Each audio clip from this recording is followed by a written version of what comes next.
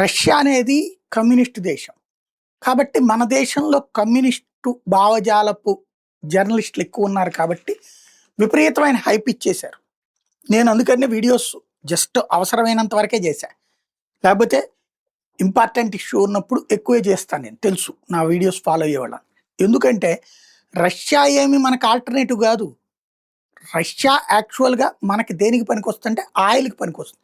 అది కూడా అమెరికా వాడు రష్యా వాడిని ఏడిపిస్తున్నాడు కాబట్టి రష్యా వాడు మనకి తక్కువకు అమ్ముతున్నాడు.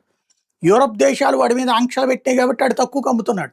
లేకపోతే ఇదే రష్యా అరబ్ దేశాలతో కలిసి ఇదివరకు ఆయిల్ ధరలు పెంచేసింది. యుద్ధం రాకముందు ఆయిల్ ధరలని వాళ్ళు గుత్తాధిపత్యం చెలాయించాలనుకున్నారు. ఒక్కసారిగా $100, $110, $125కి తీసుకెళ్ళిపోయి ప్రపంచమంతా కూడా ఆర్థిక సంక్షోభం వచ్చే పరిస్థితి తెచ్చేశారు. అదేమంటే మాకు తవ్వకానికైన కాస్ట్ ఎక్కువైపోయిందన్నారు. మరి ఇప్పుడు ఎట్లా ఇవ్వగలుగుతున్నది తక్కువ రేటుకి? మరి కాస్ట్ ఎక్కువైతే అంటే కావాలని నాటకం, ఎక్కువ సంపాదించుకోవడం, ఆధారపడి ఉన్నారు కాబట్టి అన్నట్టు. ఒక రకంగా అమెరికా యుద్ధ వాతావరణాన్ని సృష్టించి ప్రపంచాన్ని ఆ విధంగా కాపాడిందని చెప్పాలి. ఇప్పుడు రష్యాకి మన మీద ఆధారపడుతుందా, మనం దాని మీద ఆధారపడుతున్నామా? ఇవాళ మనం దాని మీద ఆధారపడట్లేదు, అది గుర్తుపెట్టుకోవాలి.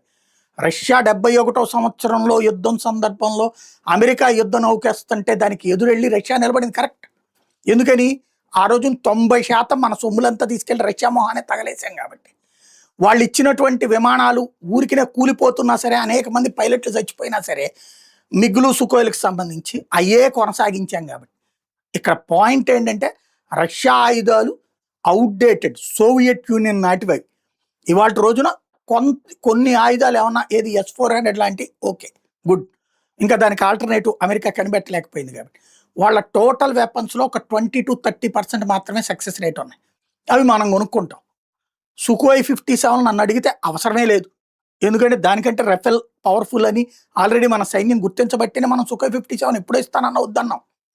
అలాగే F-35 కూడా వద్దన్నాం మనం. అమెరికా దానికంటే ఇవే బెటర్ అని అవి రెండు ప్రచారం చేసుకుంటుంది.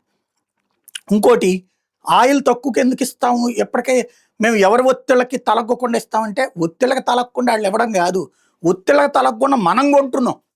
వాళ్ళకేం ఒత్తిడి? వాడు ఆల్రెడీ ఆంక్షలు పెట్టున్నాడు. వాడిని అబద్ధం చెప్తాడు, ఆగుతాడా? ఆడు అమ్ముకుంటాడు, తక్కువగా అమ్ముకుంటాడు.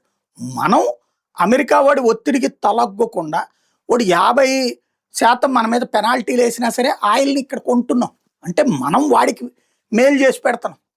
అదే సందర్భంలో ఇప్పుడు వాణిజ్య లోటు, మనం వాళ్ళ దగ్గర నుంచి ఆయిల్ కొంటున్నంత రీత్యా మన దగ్గర నుంచి ఆడు సరుకులు కొంటలా, చైనా నుంచి కొనుక్కుంటున్నాడు. వాడు వాస్తవంగా చెప్పాలంటే రష్యా వాడు చైనా మీద డిపెండెన్సీ పెంచుకుంటున్నాడు.